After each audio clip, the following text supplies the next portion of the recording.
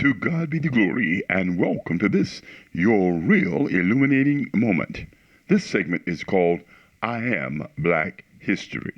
It's been a while since I've done one of these, but I feel motivated, inspired, compelled even to share some of my reflections with us today.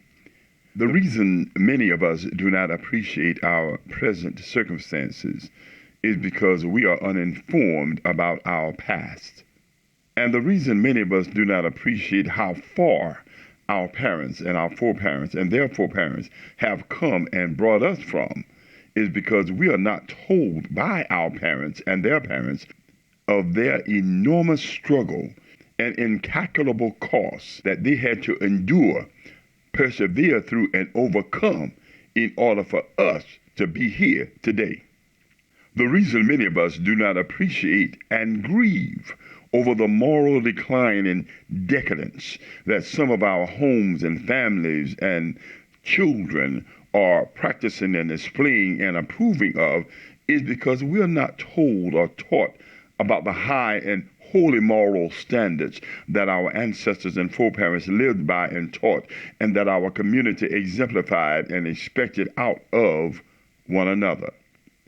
Some of the reason that we act so ignorantly and decadent and disrespectful and whorish is because we have failed to teach and tell our own story from our own living perspective and horrendous past. We have lost our way. We have lost our way because we have not shared our way with our posterity, but allowed our enemies and murderers to teach and indoctrinate our posterity with their own immoralities and hypocrisies and blasphemous religious ideologies, lies and idolatries and pagan festivals, rewarding assimilation and scorning and punishing our genius and our divine uniqueness and spiritual oneness with God and nature.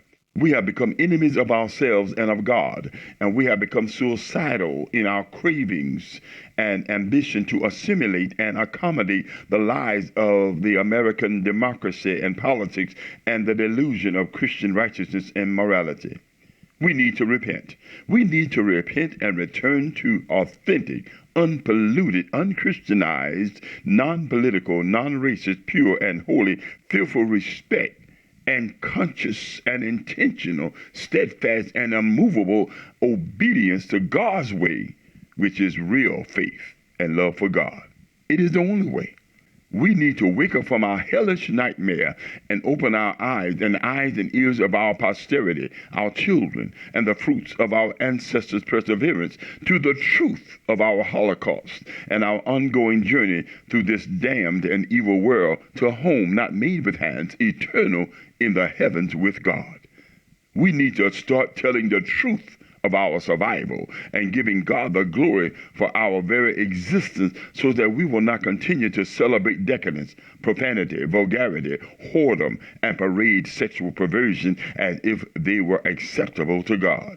We need to instill a sense of shame back into the hearts and lives of our people and a sense of decency and appropriateness back into the minds and judgment of our posterity.